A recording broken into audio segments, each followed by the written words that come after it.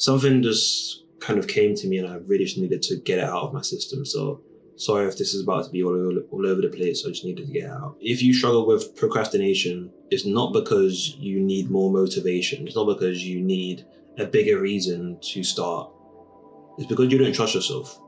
And I know this because I've been in your situation. I know what it's like to not trust yourself. I know what it's like to have this voice in your head that is constantly telling you that you're not capable of doing the things you want to do.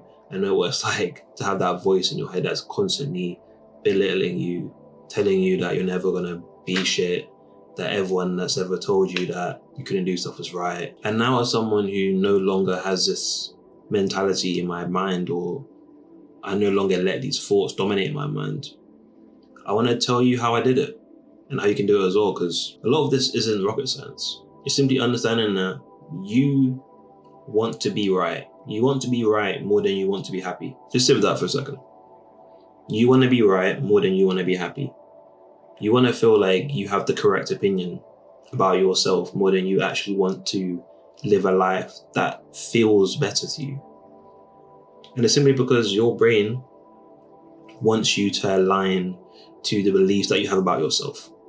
If you're someone that believes that you're not capable of things, if you're someone that believes that you can't do hard things, if you're someone that believes like inherently to your core that you are not worthwhile, that you're unlovable, it's going to be extremely, extremely difficult to do actions that contradict this, because your brain wants to be right.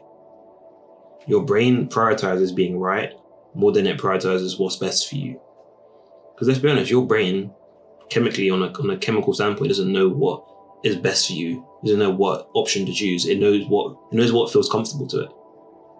And for a lot of us, we get comfortable with these ideas that, let's be honest, that we're victims. A lot of us are addicted to this victim mentality. Maybe for you, it's something that you've always felt like you've been attached to. Maybe you were raised in a family where you're constantly being belittled. You were raised in an environment where your voice was never empowered. Your voice was never really taken notice of. If we're being honest, like, you would say your opinion, you would have points of view, no one would really care. And that has made a dent in your subconscious where you inherently don't believe that you're worth anything. You inherently don't believe that you're able to take up space. You don't believe that your words have any weight. So it's not really a wonder why you struggle to do the things you want to do. It's not really a wonder why you struggle to keep the promises that you make to yourself, because you don't even believe the things you say. You're constantly saying, oh yeah, I should do this, I should try this, I should try that. But as soon as you encounter one hurdle, one single thing that gets in the way, suddenly this mindset comes back. Oh yeah, see, that's why I knew I couldn't do it. I knew they were alright. I am worthless, I am stupid, I am lovable. Okay, great. It gets to a point, yeah, you just have to say, okay, now what? Okay, cool. Brain, if you want to tell me that I'm unlovable, that my life sucks, that I can't do anything, okay, now what? What do I do? Literally. It gets to a point where if the end goal isn't me doing something, me changing something, me changing even my perspective or my actual life, like the things I care about, the things I do, what else is there to do? I feel like we're in a society that has just normalized giving up. It's just normalized doing the bare minimum, just surviving. And of course, if you want to just survive, sure, go ahead. It's not hard to do. Just, keep doing what you're doing. You're clearly surviving, it's working, cool. But if you actually want to, sorry, I'm sweaty as fuck. If you actually want to start enjoying your life and actually thriving, or even getting closer to that, there's a part of you that has to die. And it's the part that doesn't believe you're capable of things. That voice, that little bitch of a voice, it can't come with you on the journey. The places where you're going, that voice won't be able to make it. Because let's be honest, someone with that sort of voice, that sort of internal belief system doesn't belong in the place that you want to go. Simple as that. The places that you envision yourself being, the type of person that you envision yourself becoming, your current identity, your current, internal dialogue, it doesn't suit that. It doesn't suit that sort of world. It doesn't suit that sort of place. but you're too attached to this vision that you've had of yourself for all these years. The vision that, maybe it has carried you through all your tough times. That almost kind of weird, sedative, sick sort of mentality that's allowed you to survive this whole time, to be honest. It's been there when maybe no one else was. It's been there to tell you, told you couldn't do it, when maybe there was no other reflection at all for your struggles. So we become attached to this mindset, even when we know it's not good for us in the long term, simply because it's better than nothing. A lot of us we've been raised in silence, man. Like, we've just been learning things by ourselves, going through our own experiences, having no one to reflect, no one to really bounce off our ideas, and it kind of just makes us turn into these hermits who just rely on external validation. And I think that's something you just have to really get to the point of where you're just tired of listening to that repetitive voice say the same things. So that's the thing as well. This internal, inner critic, it's not very creative. It just says the same lines over and over again. It just says the same shit over and over again. And I think once you start really calling out this inner critic, this little inner bitch, I like to say, that is always trying to nitpick at you, always trying to say, oh, you should have done that better. Oh, that was okay, but you should have done it, you should have done it 2 years ago. It's not special.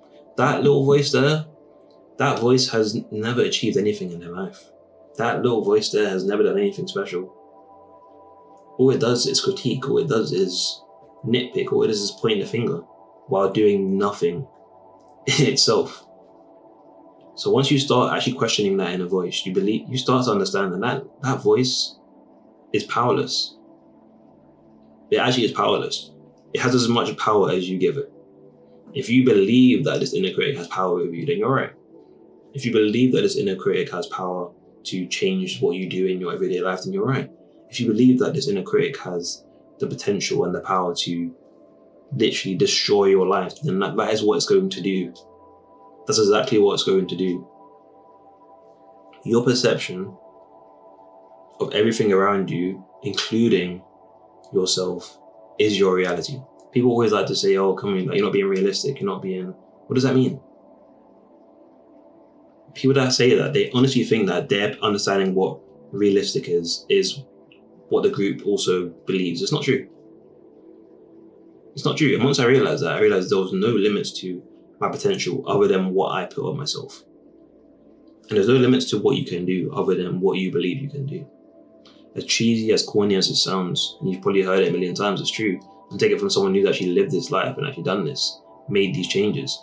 Listen, I'm telling you right now, just obviously not face to face, but as personal as I can via my iPhone camera. I did not believe I could do the things I'm doing right now. There was no way in hell you could tell me 5-6 years ago that I'd be doing what I do right now. Speaking confidently to a camera and posting it online for people to see, yeah, no chance. There was no way the old version of me would ever do that. And I'm not trying to say I'm something special, I'm some sort of, genius or whatever, but all it was is constantly undermining my inner critic, testing the waters. Okay, so you think I can't do this? Let me try. Let me see what I can actually do. So my inner brain says, for example, I used to be really, really awkward, just talking to people, making conversation. My brain would constantly tell me oh, don't talk to them. They're going to reject you. You're probably annoying, X, Y, Z. And it got to the point I was like, you know what? I've listened to you for so long. Let me see what happens when I don't listen to you. Oh, nothing fucking happened. The interaction was absolutely normal. Oh, okay. Actually, that moment just shattered the glass ceiling for me. And it was in uni. I think I remember it was probably first year of uni. Literally went to a house party as you do. People were playing drinking games and shit. And I was I was sitting against the wall holding a drink. And I was looking at everyone. I was like, should I try and talk to someone? And my brain just said, no. Just stay here. It's safe here, X, Y, Z. I said, you know what? fuck it, let me just try and talk to this person. Talk to them, and they were chill. It was like a normal conversation. I was like, oh, for that moment, I thought, oh, fuck, okay. This brain that's in my head clearly is not on my side. Let me keep testing the waters. Let me keep trying things. And what, that was like 10 years ago. 10 years later, here I am today, constantly trying to test my limits and push my limits. And you can do the same. You can do exactly the same, if not more. So what I want you to understand is that your inner critic, this part of you that you've got accustomed to, that has as much power as you believe they do. And I know it's very difficult for you to break this bond that you've created together because, as I said, maybe this inner critic has been the only person, not even person, it's the only sort of reflection to your life because you just had no one else to really share your experiences with.